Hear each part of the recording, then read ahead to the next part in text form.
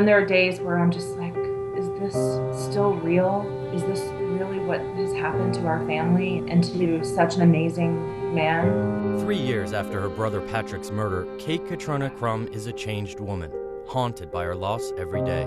I think of him every day, all day long. Kate and Patrick were more than brother and sister, they were friends.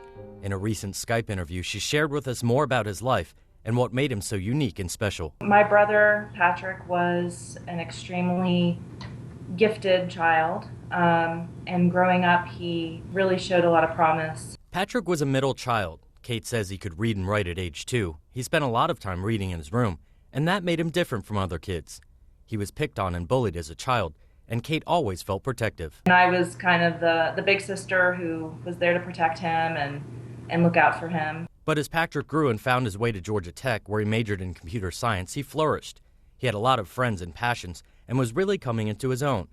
After graduating from Tech summa cum laude, Patrick and Kate became roommates and even closer. That was a really great time for us because obviously we had lived together as children, but now as adults we had the opportunity to share and some other experiences. After Kate moved in with her now husband, Patrick eventually bought a home in East Atlanta. I think he felt safe there.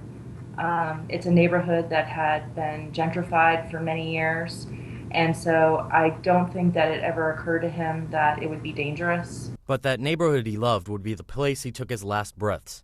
In his prime during a senseless crime, 33-year-old Patrick Catriona lost his life in May 2013. Patrick, his roommate, and another friend were walking from their May Avenue home to the East Atlanta Village on the night of May 25th. A vehicle pulled up behind them, and at least one subject exited the vehicle, produced a firearm, and began demanding the 3 victims' personal property. At some point, the suspect discharged the weapon at least 3 times. One bullet fatally wounded Catriona. His roommate got hit in the leg and survived. Investigators say the shooter got in a car that sped off in reverse along May Avenue toward Maynard Terrace. The shooting rocked the East Atlanta community. The community has lost its innocence. He was innocent. Try to make sense of it, but I think it's just a senseless crime. It's a real loss. We really didn't even know the extent of his friends and his circles because after he passed, so many people reached out to us. The community rallied behind Catriona's family and demanded justice in the case. Police stepped up patrols, and they did have some initial leads. I did start to look at other robberies that occurred in the general area, like the Kirkwood area, Cabbagetown area, and I actually was able to determine that the suspect and the suspect vehicle was involved in at least 2 other robberies earlier that evening over in the Kirkwood area. One of those robberies involved a couple visiting Atlanta from North Carolina for a wedding. They were walking along Kirkwood Avenue hours before Catriona's murder when they heard someone run up behind them. Atlanta police say this video shows the suspect after the robbery running and getting into a dark Dodge sedan. The victims in that case and the victim in another nearby robbery that same day helped police develop these sketches. But despite those promising leads, the case stalled. In 2014, Patrick's family unveiled a series of billboards showing these sketches and advertising a $25,000 reward. I just can't imagine why someone hasn't come forward yet in the past 3 years. Lead Detective Scott DeMeester says it's been a tough case, but one he's determined to solve. The file is sitting on my desk. I look through it as often as I can.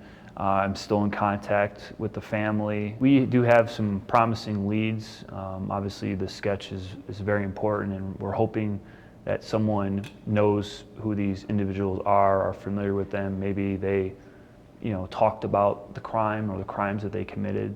Someone may know the vehicle that we have surveillance video of. Police are urging anyone with information to call Crime Stoppers. You can remain anonymous and still be eligible for a reward. While Catriona's family is desperate for someone to come forward, his sister Kate is realistic about the ramifications. I also have to think about my family, and if there were arrests and there was a trial, what that would do to my family, reliving that and in such detail. My parents, they're not the same people, and that makes me very sad. Even though an arrest could make the family relive the pain, Kate knows this. But in the end, justice is really the ultimate factor. The fact that somebody is possibly free and living their life while my brother's gone. That's really hard to work with in my mind. For now, Kate and her family are taking things one day, sometimes 1 hour at a time, sometimes none, always thinking about Patrick. When I asked her how she finds the strength, she was painfully candid. I wish I had an answer that made me sound really strong, and I'm not. Until I die, this is going to be something that haunts me, that haunts our family.